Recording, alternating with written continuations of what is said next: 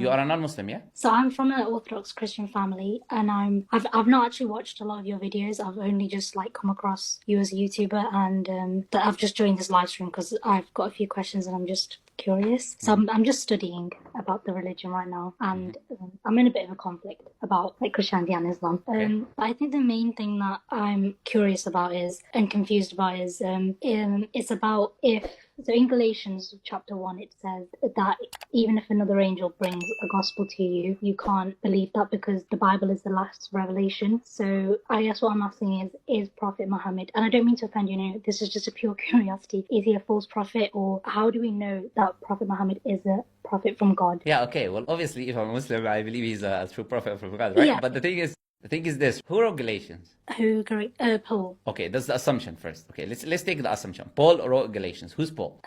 He's a follower of Jesus. He's not an eyewitness, but he's just a follower of Jesus. Has he ever met Jesus when Jesus was walking? No. Okay. Did he learn directly from Jesus? No. Okay. So, do you know what he saw when he was on his road to Damascus? He saw a vision. He saw light. He saw light. Yeah. And he's telling you, if an angel of light comes to you, don't trust what they say. But he had light coming to him, telling him what to say. Yeah. Does that not sound contradictory to you? It does. Yeah. Okay, Yeah. so why is the light of Mr. Paul, reliable, while the light of anyone else is not reliable? The funny thing is this, Paul contradicts himself without knowing that he's contradicting himself, which is like hilarious and funny, honestly. The thing is, look, Paul never met Jesus in his life. After Jesus, there was so many people who wrote gospels. There was tons of gospels. The gospel of Mary, gospel of Barnabas, the gospel of Thomas, the gospel of infancy, gospel of Jesus, there is a countless number of gospels that was written down. The church selected 4 of them. Athanasius specifically selected the number of the books in the 27 books in the New Testament. Now, the church selecting some books and not selecting some books does not mean this is divine revelation. Now God is the one who's selecting which is which. Authors of those gospels that wrote the gospels, none of them said that we are we're getting inspiration, direct revelation from God. Okay. Where does the authors of the gospels claim that they are getting the direct revelation from God? Yeah, because they claim to have been inspired by the Holy Spirit. Where did they say that? That's true. No. See, now I want the gospel, the authors of the gospel, not Paul. Paul claiming that about them is irrelevant. It's like me claiming something about you later on when I came. I didn't claim it for myself, so it doesn't matter what someone else comes later on. The authors of the Gospels do not claim the writing revelation from God. In fact, they say the opposite. If you open the first Luke, chapter 1, what does Luke say?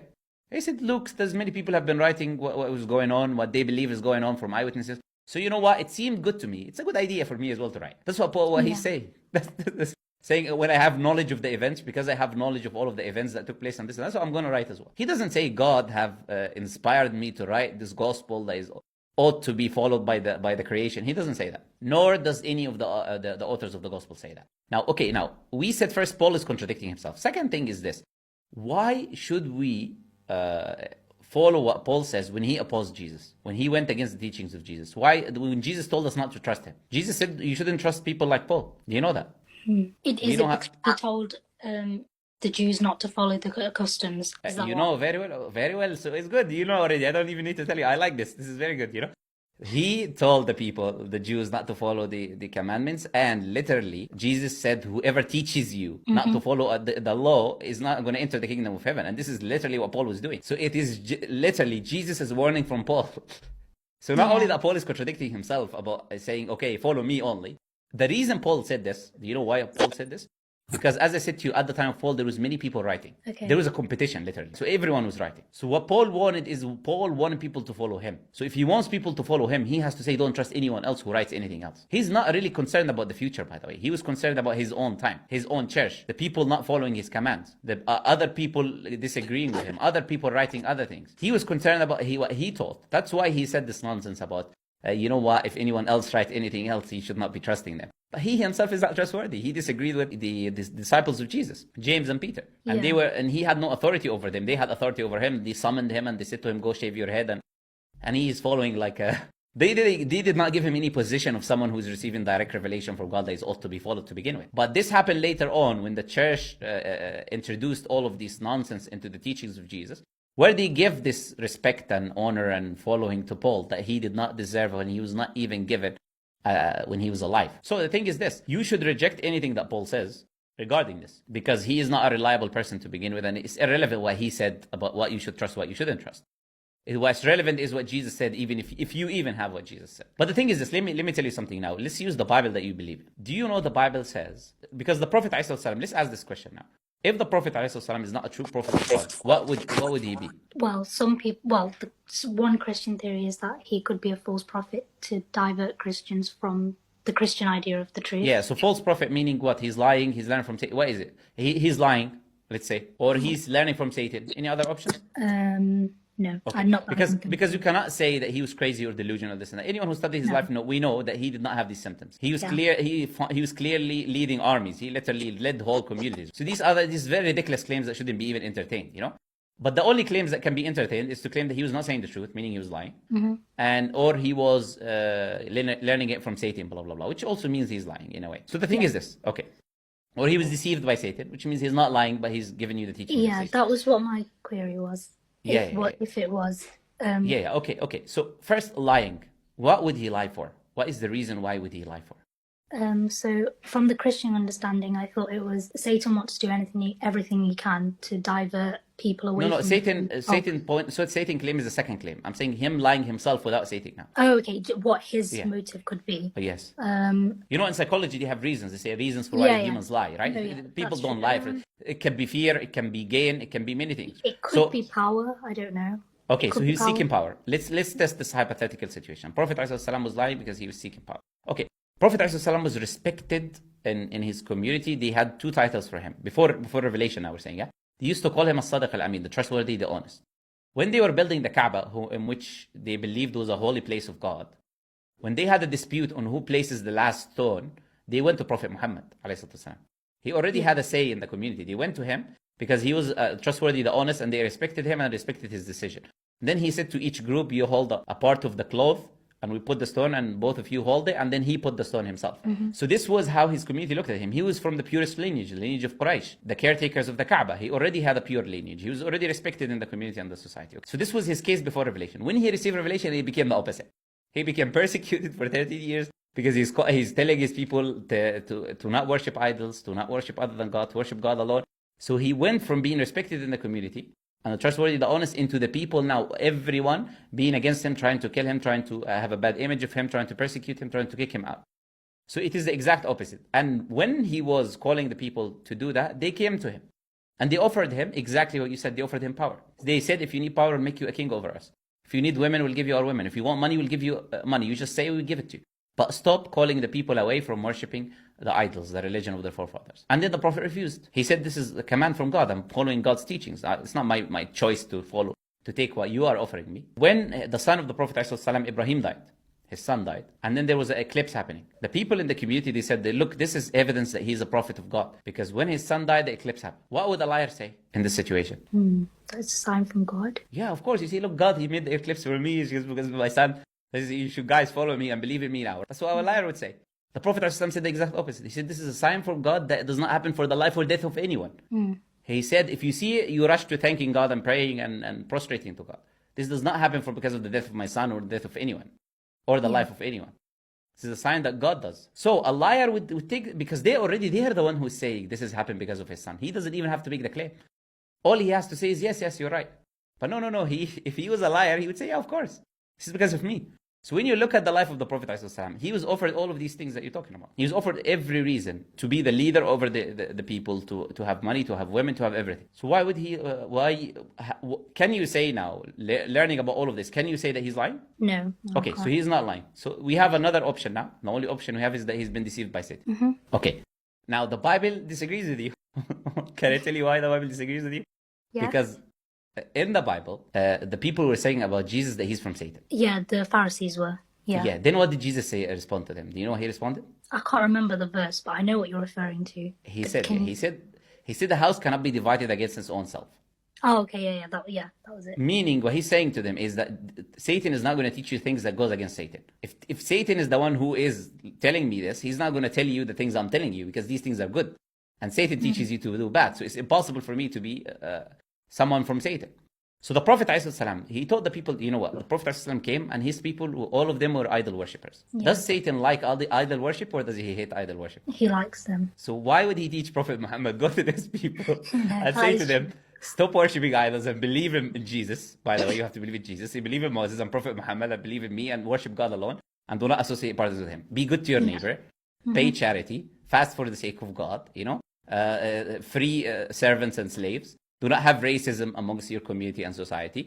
Satan is your enemy. This is what the Prophet was teaching. Satan is your greatest enemy, so take him as an enemy. Seek a refugee every time when you recite the Quran from Satan. Satan was your enemy from the beginning, from the time of Adam, and he gives them the Quran telling him about how he's their enemy and how what tactics that he used. Would Satan be doing this? No. Okay, so it's impossible for it to be, unless this is a good Satan, I don't know about that, like Satan that wants good for the people, So it is impossible for you to say that this is from Satan. Yeah. So what is the only option? Okay, go ahead. Yeah, what do you want to say? The only reason is because so the fundamental belief of Christianity and the way it's founded is Jesus came down, he's God, he died for your sins, etc. I don't even need to explain it to you, you already know it. And obviously Islam came 600 years later. It has the opposite belief that Jesus didn't die. I think that's when it got me thinking maybe is it to divert the people from the truth, because it's got the opposite. Excellent. Listen, but still, that does not answer the points that I was making. So if it was from Satan, he could not have been lying. We already said. If it was from Satan, then it is he would not teach you good teachings.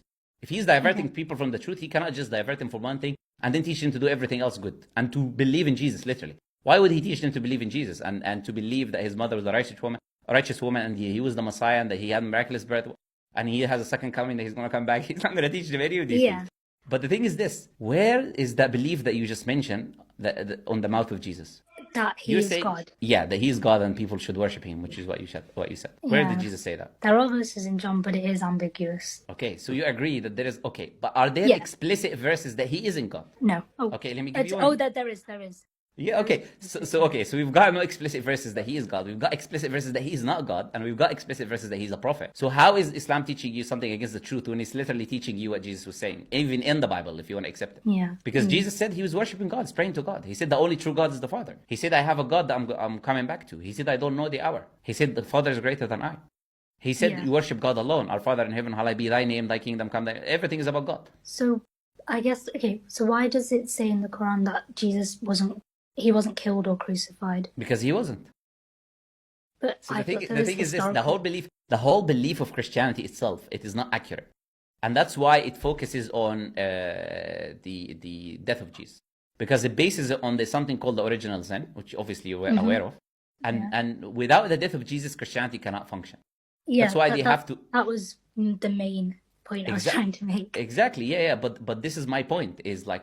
This is why Christians would refuse anything except to accept this idea that he died. But the thing is this: we would simply say, very, very, very, very simply to the people, is this idea that you have of the original sin itself is unjust, and it will never be from God, because God is a just God. And he said in that same Bible that you read that he does not hold the father, the responsibility of the son, of the sin of the son, and the son the sin of the father. So if God does not hold the son the sin of his father and vice versa, it would not make any sense for anyone to claim that we have the sin of our father Adam. Okay?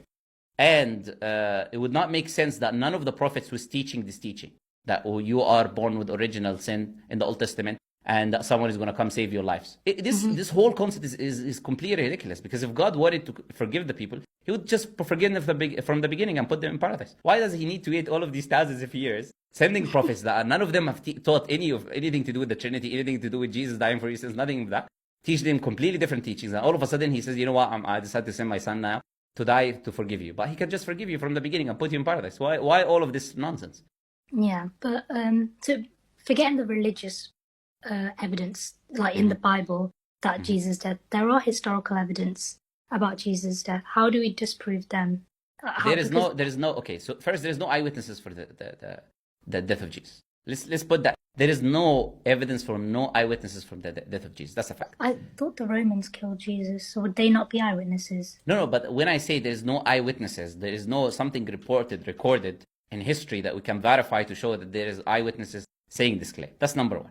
Number two, when you say Jesus died or didn't die, and history records that Jesus died, this is what the Quran is saying. The Quran is saying it appeared to the people as if Jesus was killed. Okay? So if Allah is saying, وَلَكِنْ شُبِّهَ لَهُمْ, it appeared to them so, meaning it appeared to them that Jesus died, it would make perfect sense that history records that he died. Okay, but not only that, even if it did not appear to them, historians will still record that he died because he's a human being. And all historians record humans die. Like, Oh yeah, no, that's like true. this is a very basic point that a lot of Christians don't understand. Of course, historians agree he died because humans die. Historians don't write miracles; they write reality according to them because they don't believe in miracles. They don't introduce that into history. So what they will write is like he's a human and humans die, therefore Jesus died. Yeah, no problem. There was by the way tons of people called Jesus claiming to be divine and messiahs and this at the time of Jesus, and they were all killed by the Roman Empire. He was not the only one, by the way. So history does record, yes, there was a person called Jesus who was killed. We don't have an issue with that. As I already mentioned, the Quran says that people believed he died. History, of course, will record that a human being died because human beings die. Yeah. So there is nothing there in history that opposes the Quran, really. Okay. And the reason we believe he didn't die is because we already can establish that Prophet Muhammad is a messenger of God and the Quran is the truth. So if it says he didn't die in reality and it is against what people believed, but they still believed it, then we take the Quran to be the truth based on the evidence that it is the truth. Okay. Does that make sense? Yeah, that makes sense. So I was watching the previous not the interview, the questionnaire with the Anthony dude, and I was just following on from his question about when people leave Islam. Why is it that they are punished if they leave Islam? Why can't they go without being punished? Why do they have to be punished? Yeah, well, the one who determines what should be done, shouldn't be done is God. And Allah has His wisdom behind the commands that He makes. But the thing is this. No one can know whether someone left Islam or not unless he prophesies or he says out loud that he left Islam. Okay. How can I know that he left Islam? This is something in the heart, isn't it? So a person has to say out loud, I've left the religion. Has to say outwardly. And when you say you left Islam now, that has an effect on the people around you. It has an effect on your community. It has an effect on the people around you that hear this information. It is not as simple as just one individual now. You understand? Yes. This becomes a societal thing. And when someone leaves Islam now, he does not abide no longer. And this, we're saying that punishment is only in an Islamic state where Islamic laws being applied. So if he leaves Islam in that land, then he doesn't believe in the laws of Islam and he wants to go against all of these laws. So by definition, he wants to cause disharmony in society, which therefore he would want to try his best to have other groups of people who also left Islam and unite with them so they can rebel against these rules that they don't believe is from God. Because in an Islamic state, in an Islamic Sharia state, there will be laws. You cannot be like committing fornication and all of these different things. And if he wants to do these things, obviously he wants to do them. He doesn't believe Islam is the truth and he likes desires. So he would want to try his best to cause disunity in the community, in society. It's not going to stop at him. But in Islam, if someone leaves Islam and keeps it to himself and doesn't say anything to anyone, there's no punishments in this life for him. Okay, yeah. There's only punishments in the afterlife for him. Do you get the point? Because he's no longer now, he's not professing anything in the community. In fact, at the time of the Prophet ﷺ, there was people who were like this. They're hypocrites. They're showing as if they're believers, but they are disbelievers in their heart. And the Prophet ﷺ had a list of the names. And then the people came to the Prophet ﷺ and said, why are you not killing those people? Okay? The Prophet ﷺ, he said that I do not want people to say that I was killing my companions, my friends, or my people. That's number one. And number two, the scholars, they said it is because they are outwardly showing that they're believers. And in Islam, you can only judge the appearance of someone. You do not know what's in their heart. So if someone says he's a Muslim, you have to accept he's a Muslim. And that's why in a battlefield, one time, one companion, he was in war and he was going to kill someone, and that person he was going to kill in war, he said, I testify there's nothing worthy of worship except Allah. But that companion killed him. And the Prophet ﷺ became so angry that companion said, I wish I did not accept Islam yet. Meaning, I accept after the incident, not before. Because after the incident, he's going to forgive me. But now I'm a Muslim. And then the Prophet ﷺ said, he completely said to him, أَشَغَقْتَ عَنْ قَلْبِهِ, did you split his heart open to see whether he is truly believing or saying it out of fear? Because when the Prophet said, why did you kill him? He said, he's just saying it to protect himself. So the Prophet said, did you open his heart and see why he was saying it, his intention? So the thing is, you can only judge the people with their intentions. In an Islamic Sharia state, yes, there is a law that if someone leaves Islam, and that has to be public because he has to profess that he left Islam, or otherwise we do not know that he left Islam. And then that person, as I said many times, is given a period of repentance. The person who punishes him is the state, not the individuals. He's given a period of repentance that is minimum 3 days. And then he's asked to come back to Islam. Or he will be punished. So he can say, I'm just coming back to Islam, and that's it. Do you know? So the thing is, I don't believe, I really don't believe, even if I left Islam personally, say me, God forbid, I left Islam and I was living under a Sharia, it's very easy for me to not be punished. Yeah. Because I need to want to be punished. Okay, I need to go out and say, I don't care about anything, you kill me now, I'm gonna die. Yeah? That's the only way it can happen from an Islamic point of view. Allah is not trying to punish the people. Okay. But He knows what causes cohesion in society, what works for the community, and He knows more than we know. So that law is there for a reason that Allah knows. The next question is about Islamic conquest. So how did Islam actually spread in the early? In many ways, some of Islam spread through war. In the beginning, in early days, it was mostly through wars that took place. You had the Persian and Roman Empire. Yeah. And an empire, by definition, is a civilization that attempts to expand. So the Romans and the Persians are already expanding their empires. They're not waiting for you to say hello to them. They're already expanding. You get the point? And the Arabs were in between, the Romans and the Persians. And there are many narrations that mentions that they were afraid that the Romans are coming to attack them. And the Prophet ﷺ was already preparing an army before his death because of that Abu Bakr used to fight the Romans. So there were already civilizations around them that are fighting them. So the Muslims fought those major civilizations of the Roman and Persian Empire. And they took land when they won battles, when they were fighting against the Roman and Persian Empire. So this is how partly Islam was expanded. But this is the thing. When Muslims take it over a country, they do not force anyone to accept Islam. Okay. So when we're talking about the government now. So what Muslims, when they were fighting the wars, they defeat the army because they're not allowed to kill women or children or anything like that, even in war. So they fight the army, men army, and then defeat it. They take over the government. They took over the government, then the people can stay on their religion. There is no forcing of anyone to accept Islam. This is not a teaching. This is explicitly prohibited in the Quran. Allah mentions that in chapter 2, verse 256. There's no compulsion in religion, in acceptance of religion. You cannot force anyone to accept Islam. So they took over the government of these lands. Sorry, Yes. go ahead. No, go ahead. Can I ask why they had to conquer it? So why, so why did they conquer the Roman and the Persian Empire? Why was it spread by war? So why couldn't it have been? Is it dawah? Is that what it's called when you spread? Yeah. Islam? So there are multiple reasons that can be put. First, I'll give you first reason is that these civilizations were already expanding. So whether Muslims went to fight them themselves or not, they were going to come attack them, to take over the deserts of Arabia, because they were in between them already, and these civilizations were already expanding. They were the two biggest empire at the time. So either way, this was going to happen. If Muslims waited, if they didn't do it themselves first, they were going to be attacked either way. That's the first thing I mentioned. The second thing is there's two types of what we call jihad. I'm sure you heard this word before. Jihad literally means to struggle in the Arabic language. But it can also mean to struggle in the sake of God and fighting in war. So there is two types of them. One of them is it is an offensive type. And that offensive happens when the message of the Prophet, if he's a true prophet of God, and he's sent to the whole creation, then you, Rosie, and me, Muhammad, and everyone watching has a right to hear his message. Yeah. You have the right to hear the message. No one forces you to accept it, but you have a right to hear the message because he is a true messenger of God. So you have a right to hear the truth because you would look for the truth, and I would look, and everyone would look for the truth. So we have a right to hear the message of the truth. So if a country prohibits Muslims from hearing the message of the truth, then Muslims would fight that country to spread the message. And if that country is persecuting its people, that's another reason for Muslims to fight that country, to remove persecutions of the government. So the Romans were already persecuting. The Persians were already persecuting their people, and they were preventing anyone from preaching Islam or coming to their countries or saying the message of the truth to the people. The Prophet ﷺ sent a letter to the Roman and Persian king and other kings as well. And the Persian king ripped the letter of the Prophet ﷺ, The Roman king did not accept because his people around him were Christians, so they were not going to accept it. So the thing is this. The Roman Empire, I'll give you a last example because I know you want to say something. The Roman Empire had control over Egypt, for example. I'll give an example for Egypt. Because there's a book written by the Coptic Church today that talks about this history in their own Coptic Church. When the Romans had Egypt, before Amr ibn al-As comes to Egypt and takes over Egypt, the high priest was killed, chopped to pieces, burnt and thrown in the sea. By who?